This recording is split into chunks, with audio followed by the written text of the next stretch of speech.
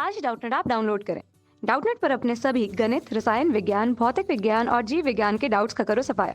बस प्रश्न की फोटो खींचो, एक ही प्रश्न को क्रॉप करो और तुरंत वीडियो सोल्यूशन पाओ। अभी डाउनलोड करें। हेलो दोस्तों, तो हमारे पास क्वेश्चन क्या है कि निकट बिंदु क्या है। हमें यहाँ पे इस चीज़ को समझना है कि निकट बिंदु क्या होता है। ठीक है, तो चलिए इसका उत्तर यहाँ पे हम लोग जो है आज देखते हैं। तो यहाँ पे इस चीज़ को समझने के लिए थोड़ा सा हम नेत्र की संरचना को समझ लेते हैं।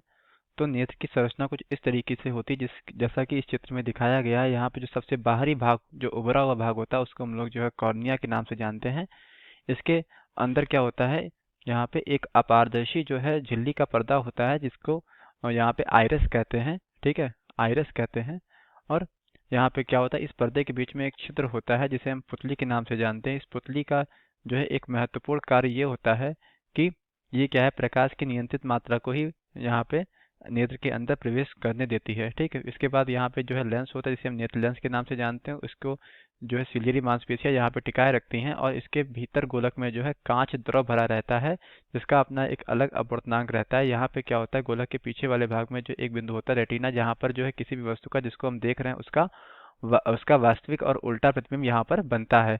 इस उल्टे प्रतिबिंब को प्रकाशिक शिराओं के द्वारा मस्तिष्क को सीधा अनुभव कराया जाता है। ठीक है, अब बात कर लेते हैं यहाँ पर इस लेंस की। तो इस लेंस की विशेषता ये होती है कि ये अपनी फोकस दूरी को कम कर सकता है। ठीक है, कम मतलब कम या अधिक, या हम यूं कहें कि परिवर्तित कर सकता है अपनी फोकस दूरी को।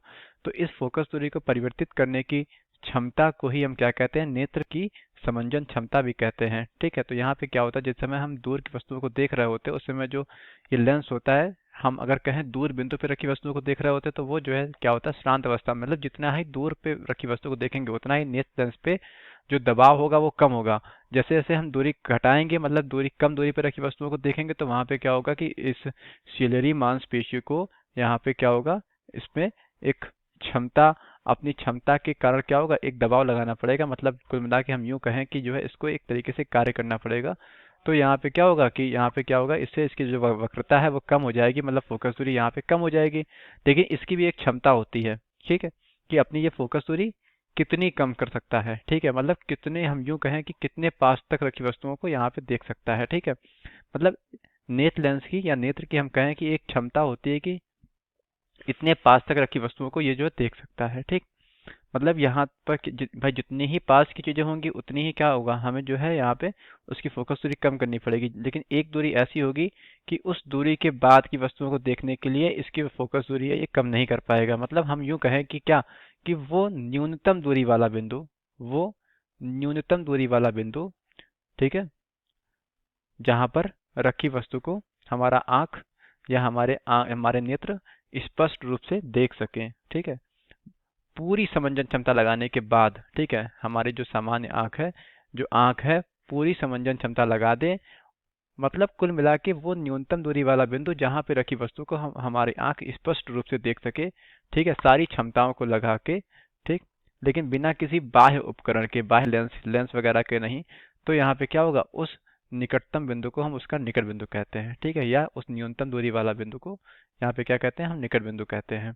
या हम इसको सिंपल सा हम कह सकते हैं कि आप जो सीधा ये कहिए कि वो न्यूनतम दूरी वाला बिंदु जहाँ पे रखी वस्तु को हमारी आंख स्पष्ट रूप से देख सके, उसे क्या कहते हैं, उसका निकट बिंदु कहते हैं। सामान्य आंख के लिए ये दूरी कितनी होती है, 25 सेंटीमीटर होती है। कितनी होती है, 25 सेंटीमीटर सामान्य आंख के लिए। यहाँ पे हम लिख के दिखा दे रहे हैं क्या, कि सामान्य